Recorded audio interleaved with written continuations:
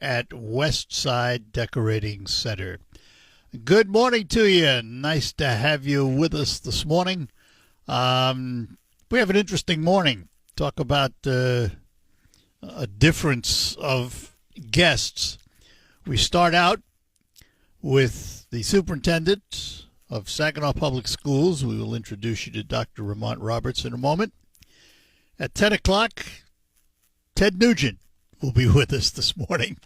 And then at 11 o'clock, we'll learn about Blossom's Asian Bistro. But as I said this hour, we're going to talk about education with a man who knows something about it. He's been at it 22 years, and he is the superintendent of the Saginaw Schools, Dr. Ramont Roberts. Dr. Roberts, good morning. Good morning, Art. How are you? Good. Good to see you again. You too. Thanks for having me. Oh, absolutely. All right, so there's a lot to talk about. It's getting to be back to school time. But before we get to that, let's back up just a little bit. With the passage of the bond issue, you built the new Saginaw United High School, and others. So let's start with, how is that building doing? Is it everything you thought it would be, or does it need some tweaking? So no, it's everything we thought it would be, and some. We had a great first year opening that building and combining both Saginaw High and Arthur Hill. Our students had a great year academically and athletically. Our athletic teams competed well. It was a school that the vision was to be able to provide a comprehensive high school that had the academic and extracurricular programming on par with other high schools in the region and around the country. And we've done that. Our athletic offerings are abundant. Our students have those. We have foreign language offerings, three foreign language offerings. We have STEM offerings in each of our content areas and electives in the core. And we have an abundance of clubs and athletics. And so, although the building is a beautiful facility, the important part is what's happening inside the building, which is what we're proud about. We had two high schools, Arthur Hill and Saginaw High. There were, over the years, attendance problems, like any other school. When you put the two together into Saginaw United, have you seen a lessening of the truancy? Yes, truancy has decreased. Now, I want to, there's a caveat to that. Before we opened Saginaw United, the board and I were very progressive in terms of putting policies in place that would hold students accountable. Well, not only students, but our professionals as well. So there is an attendance policy that's in place that if students reach a certain attendance threshold, then we put a review committee together and consider placing them in an alternate program. That's true for credits. It's also true for behavior. So the idea was to make certain that we sent a message that Saginaw United would be for what we like to call a serious student. It is for a student that is serious about their academics or whatever they would like to pursue. And if they're going to be there, they have to demonstrate that through their performance. And that includes attendance. So some students that didn't have good attendance were removed. So let me ask this, and we'll go back to something we talked about before we went on the air. It's my belief, it always has been, that it doesn't start in the classroom, it starts at home. Yeah. And if you have involved parents, you're not going to have the truancy problem. Mm-hmm.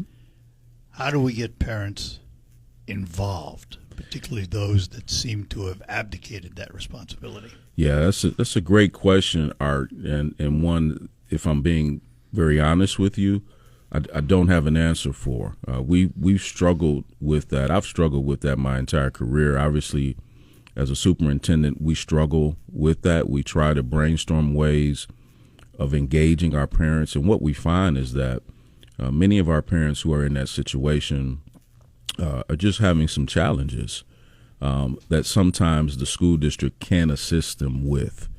And so in those instances, what we try to do is build a school system that supplements for the student.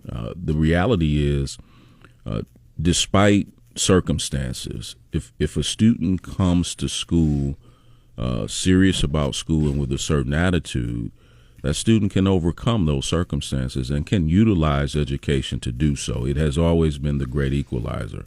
But that student has to be serious and has to engage in some of the systems and supports that we have available in school. If that happens, we can circumvent some of the challenges that are in the home. If not, those factors will impact the student. Yet you got thousands of students to worry about. You Yeah. can't play parent to all of them. Correct. That is very true. But it's really the student that sometimes does the heavy lifting. And so while that is correct, Art, if the student engages, that student, he or she, becomes just like some of the other students, just utilizing some of the supplemental supports. Yeah.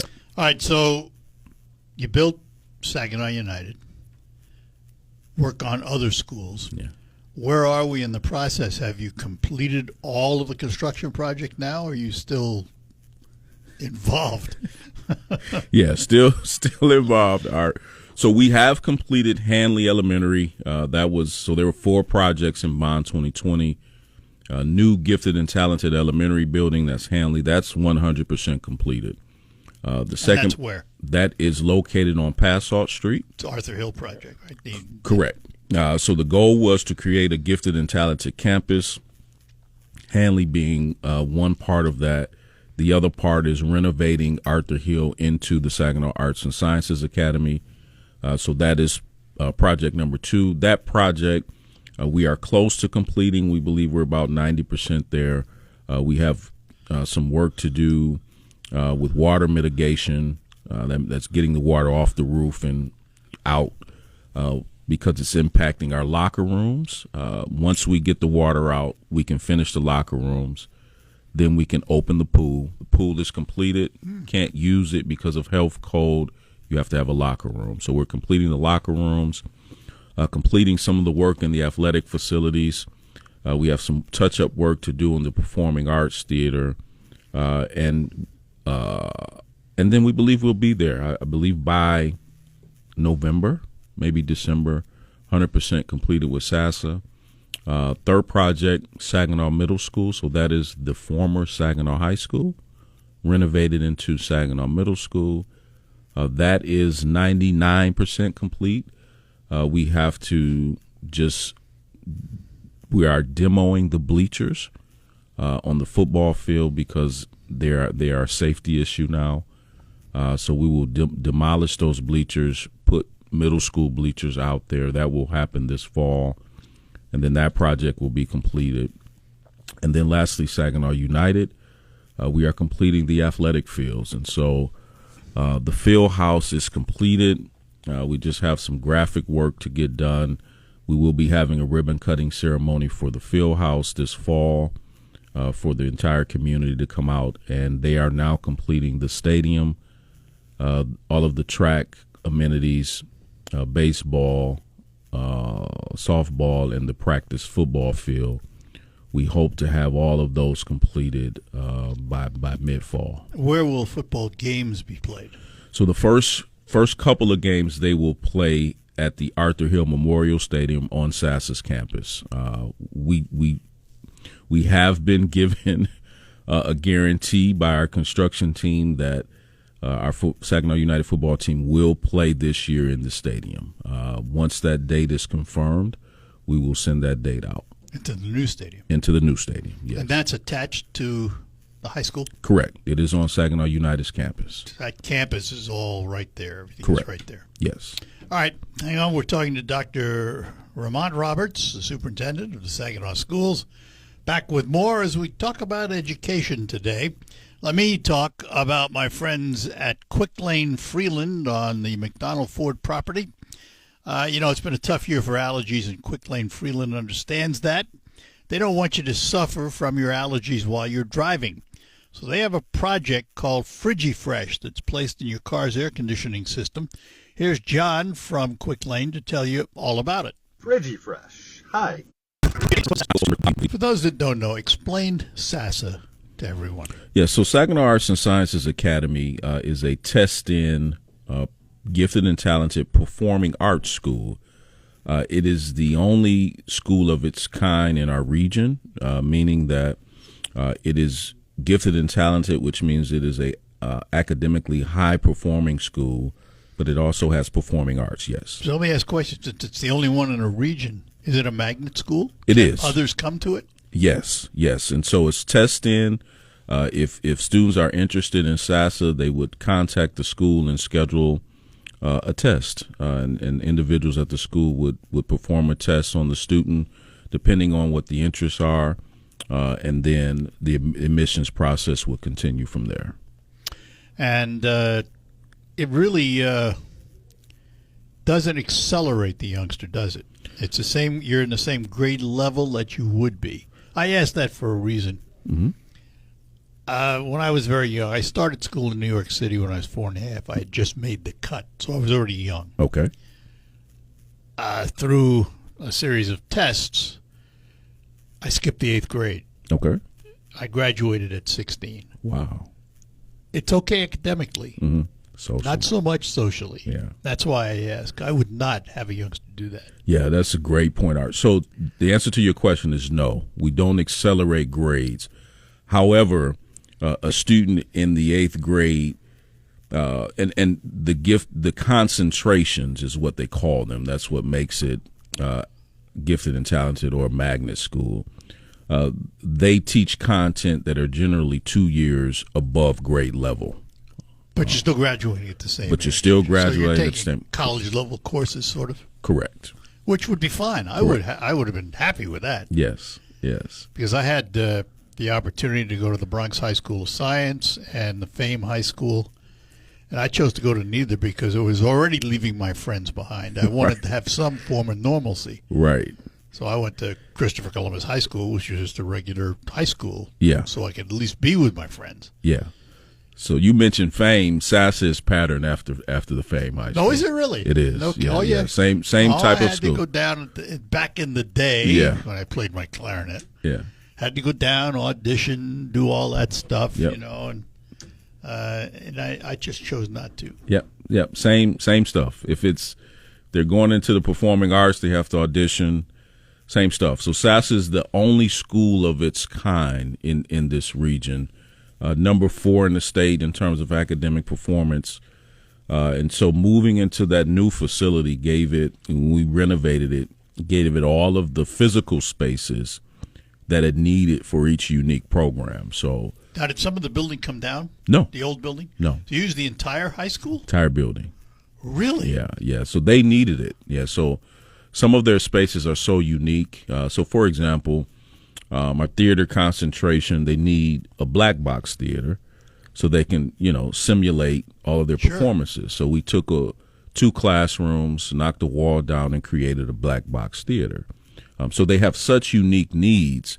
They needed the entire building. Wow. Yeah. That's impressive. Yeah. That's impressive. Yeah. All right, let's get on to some of the tougher things. Yep. Where are you finding teachers these days? If you tell me a place, Art, I'll go and look. Saginaw Valley, they graduate them, don't they? Yeah, they do. And they're still doing a great job. We have a great partnership with Saginaw Valley. It's just not enough teachers to fill the need in the area. When individuals hear the term educator shortage or teacher shortage, that's a real term. And it is one that is really impacting our profession. We have not started a year. You asked me the question when I came in. I don't believe we've started a year fully staffed now since pre-COVID. What? I mean, other professions you can look at and say, oh, well, there was this or that in the news, and that's caused people to look warily at it. What happened to education? Why did that happen in education? Because I don't remember any single issue that would have done it. Yeah, that's a great question. So my colleagues and I have these discussions. Obviously, I'm part of several associations. I sit on several boards around the state. I think it's a combination of things. The first thing that comes up is education has become so political now, where individuals, the term accountability is thrown around, and no one shies away from accountability. I think everyone should be held accountable for performing a job. But I think accountability now doesn't take into all of the factors that impact outcomes, particularly with students, and it unfairly targets educators, the professionals. And I think individuals have shied away from that. I think that's one. Two, compensation. The compensation is not equal to other professions, particularly professions in the private sector that require the same credentialing or even less. An individual can come out as an engineer with a bachelor's degree, make much more than a teacher with a bachelor's degree. That's just one example. So I have to ask this. Yeah. For years and years, not just here, but in Michigan in particular, they've thrown a lot of money at education. Mm-hmm. Yet nationally, our results are not good. Yeah. The outcome is not necessarily driven by the dollars in. Correct. But I think part of that, Art, is throwing money at it is great. I think the more money in education, I think it helps. But I think we have to reform our system in a way where we're concentrating on factors that really impact outcomes, and we don't do that. We put money into it, but we never reform it. And so we were talking earlier about students, that come from challenging homes, that parents that may not necessarily fulfill all of their parental responsibilities. That's a real thing. And if you talk to any psychologist, any sociologist, anyone that studies human development, we all know the impact of trauma, poverty, what have you, on a student developing properly, what happens when they come into the school system. So until you restructure the school system to begin addressing some of those factors that really impact outcomes, you can throw as much money at it as you want. You're not really going to start affecting the bottom line or the outcomes. And just quickly, do we spend too much time teaching to the test? We do. And that's simply because we're in a system now. I talked about accountability, where you are judged based on how a student's perform on a state test. That is how you are judged now. And in some cases, your job may be on the line. And so absolutely we do. All right, we're going to take a break. Come back. We're talking to Dr. Ramont Roberts. He is the superintendent of the Saginaw School System. We're proud to make All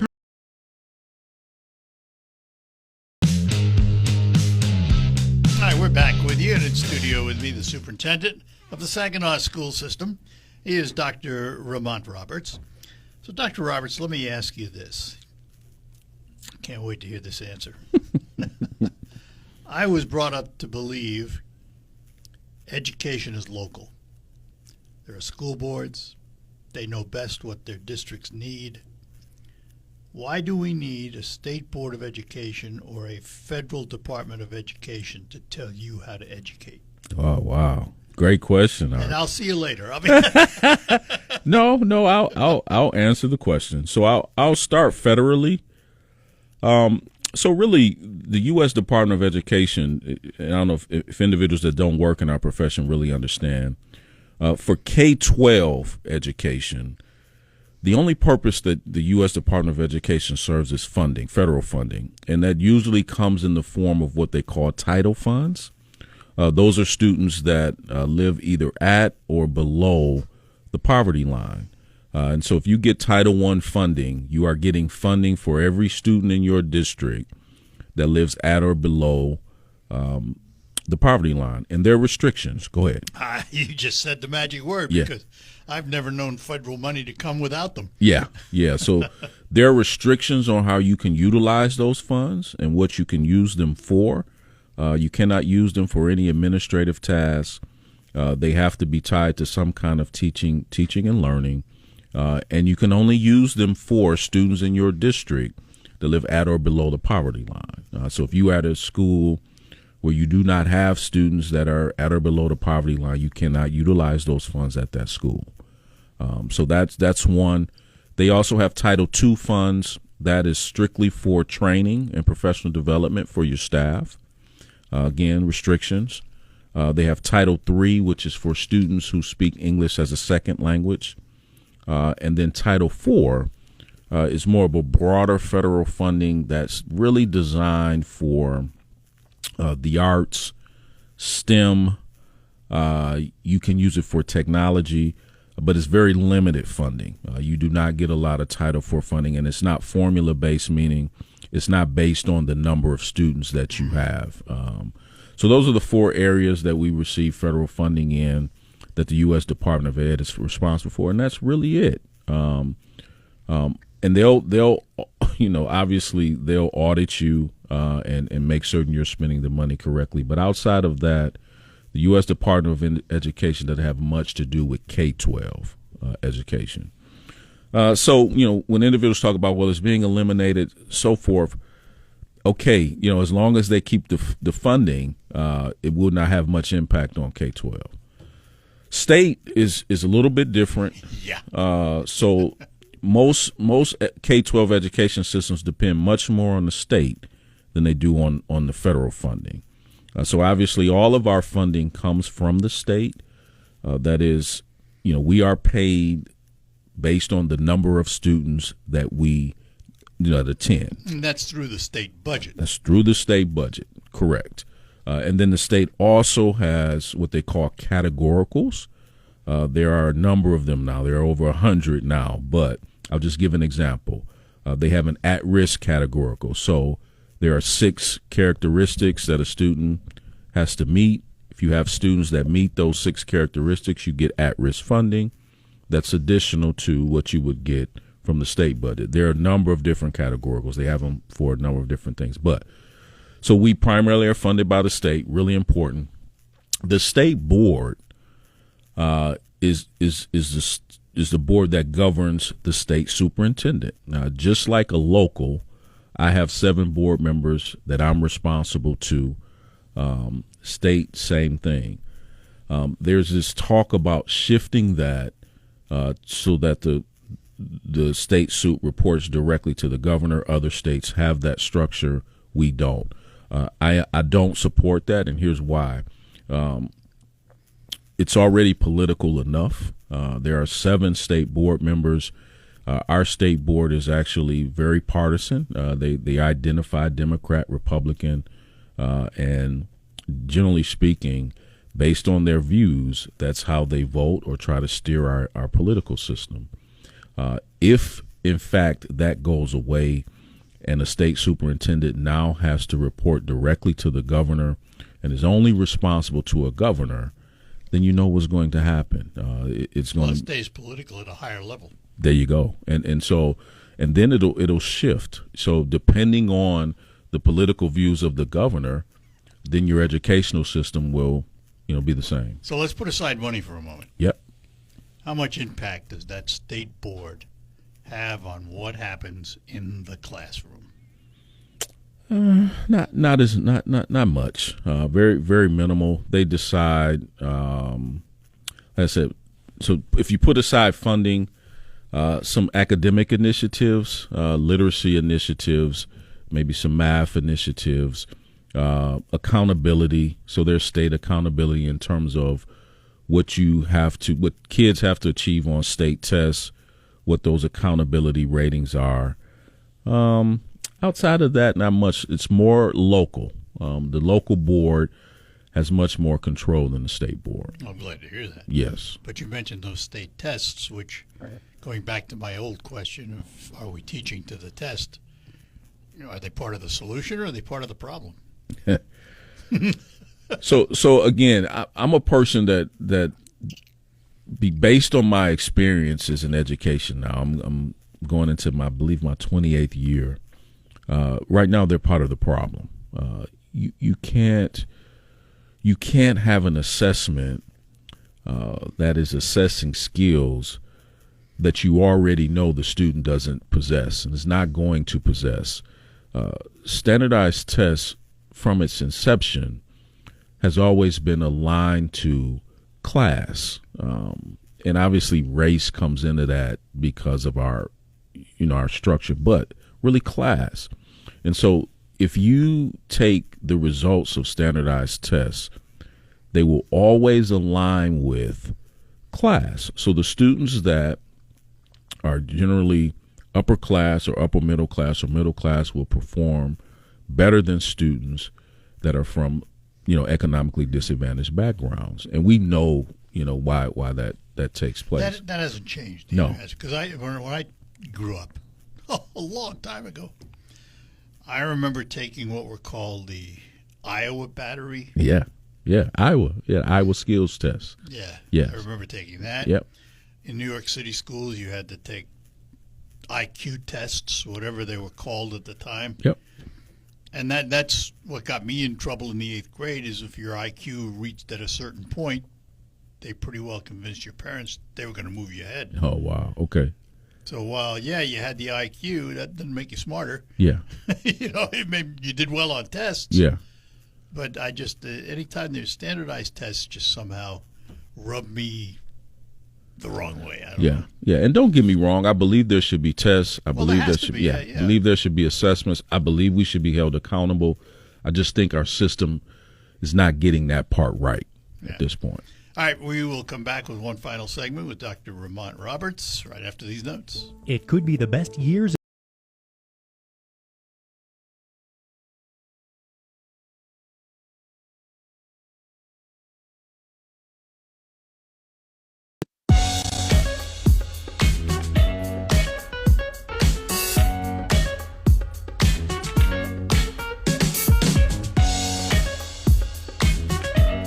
We are back with you. We're talking to Dr. Ramont Roberts. He is the superintendent of the Saginaw school system.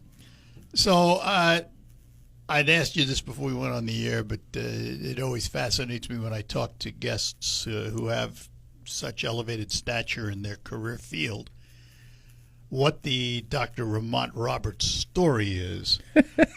First and foremost, what led a young Dr. Roberts to want to teach and be an educator? Yeah. Great question. So, born and raised here in Saginaw, east side of Saginaw. I went to Heaven Ridge Elementary, North Middle, and then played basketball at Buena Vista High School. Fortunate enough to get a scholarship to play basketball in college, Xavier University of Louisiana in New Orleans. Mm-hmm. HBCU, the only black Catholic university in the country. And so started my freshman year. Obviously, I'm an athlete. So time is pretty demanding when you're on scholarship, and I have to make a decision about a major. So the first major I chose was pharmacy. And the reason why I chose it was Xavier has a really strong school in the sciences. Pharmacy, the number one pharmacy school in the country then. I think they still do now. Yeah, great reputation. Yeah. So I said, hey man, if I'm gonna do it, I'm gonna go into pharmacy. So you told me something I didn't know though. What's that?